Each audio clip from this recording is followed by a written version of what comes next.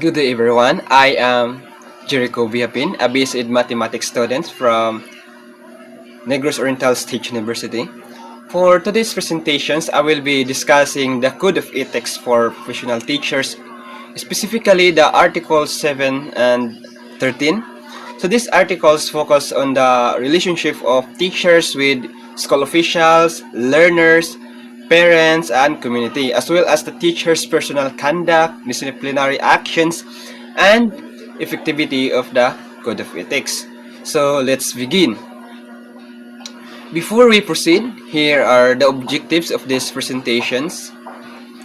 At the end of the lessons, you are expected to identify the ethical principles presented in Article 7 to 13. Second, apply these ethical principles to given real-life situations. And third, recognize the importance of ethical conduct in the teaching professions. So in simple terms, these presentations is not only about knowing the rules. So it is also about understanding how teachers should apply these rules in real-life situation. Before discussing the articles, let's have a short activity.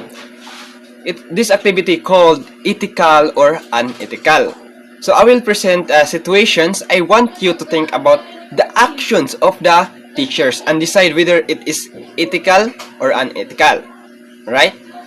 So let's start with the scenario 1. Teacher A receives extra cash payment directly from a student's parents to give the student to pass grade. Do you think Teacher A's actions is ethical or unethical? Alright, the answer is unethical. Why? Because a teacher should determine grades based on the learner's actual performance and proper evaluations. So a teacher should never accept money or favors in exchange for giving a student a passing grade. So these actions is unfair to other learners and it violates the professional integrity. So always remember that grades should be based on merit and academic performance, not on money or personal favors. Now, let's proceed to scenario number 2. Teacher B has a small online shop, but ensures it is managed outside school hours and never sells commodities to students for official influence. Is Teacher B's actions ethical or unethical? Alright, the answer is ethical. Why? Because teachers may engage in legitimate income generating activities as long as these activities do not interfere with their teaching responsibilities, and it is also do not create conflicts of interest, right? Alright, so in these situations, the teacher be manage the business outside school hours and does not use the teaching positions to influence students. So therefore, the teacher's actions is ethical. So this example shows that having a business is not automatically wrong for a teacher. What is important is that the business does not affect the teacher's professional responsibilities. Now, let's proceed to the main discussion. The Code of Ethics for Professional Teachers provides ethical standards that guide teachers in their professional conduct. The Article 7 to 13, it focuses on different areas, including the relationship with school officials, learners, parents, business activities, personal conduct, disciplinary actions, and the effectivity of the code. So the main purpose is to maintain trust, respect, fairness, and professionalism in the teaching professions. So a teacher is not only responsible for teaching lessons, teachers are also expected to become good examples and make responsible decisions. Now let us begin with the Article 7, the school officials, teachers, and other personnel.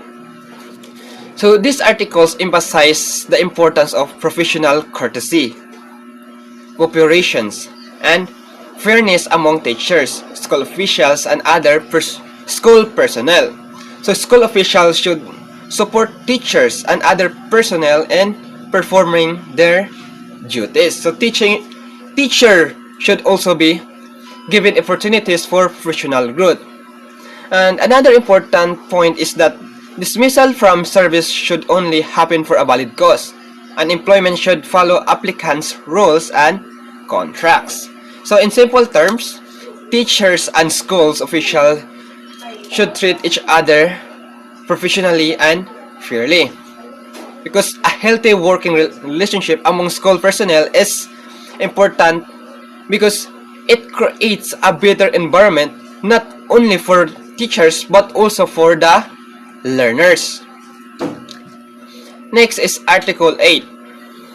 The teachers and learners.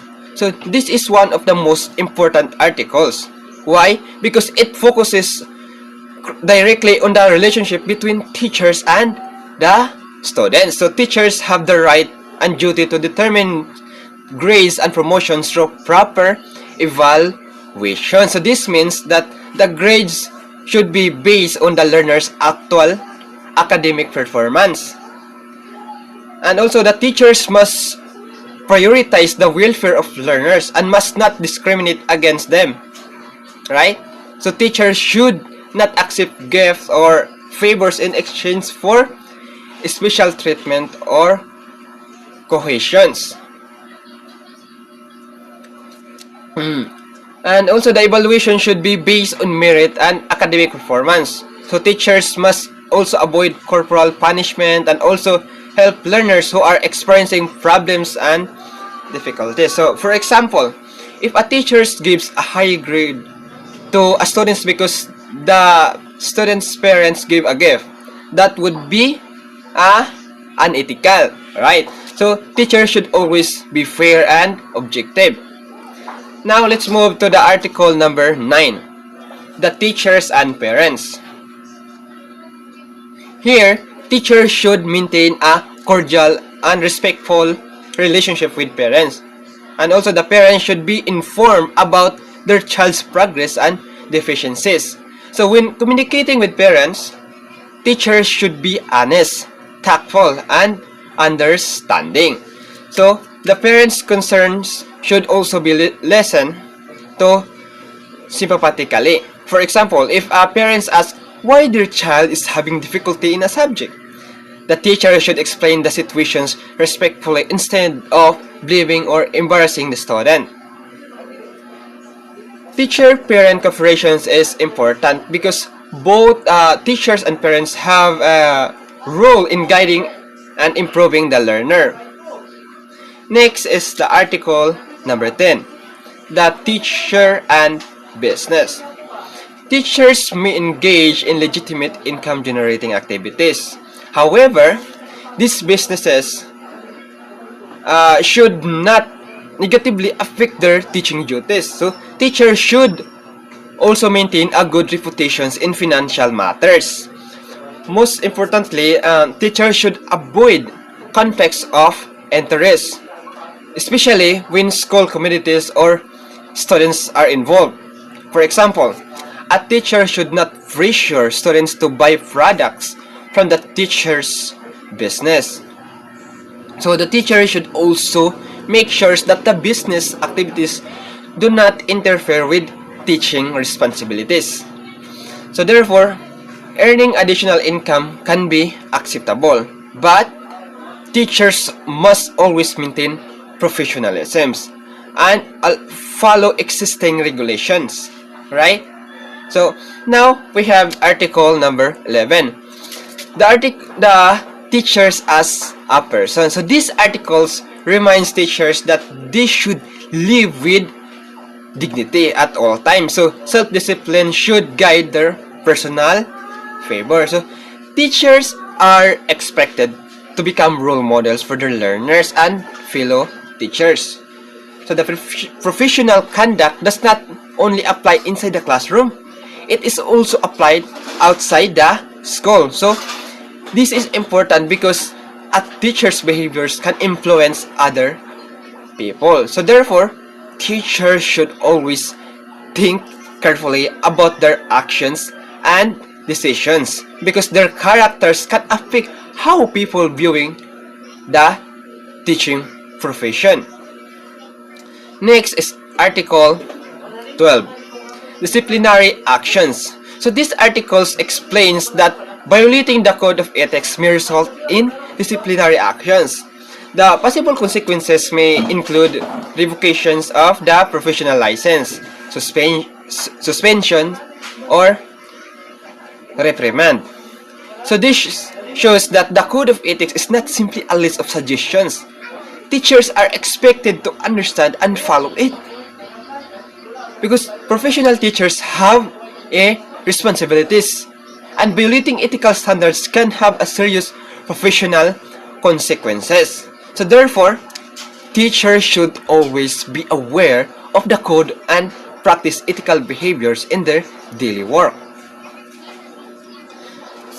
Next is the last article is the Article 13, Effectivity. So this article explains when the code of ethics officially takes effect.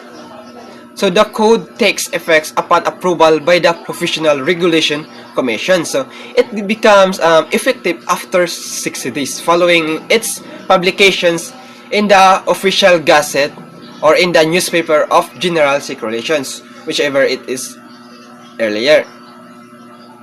So this establishes the official process of code to become effective.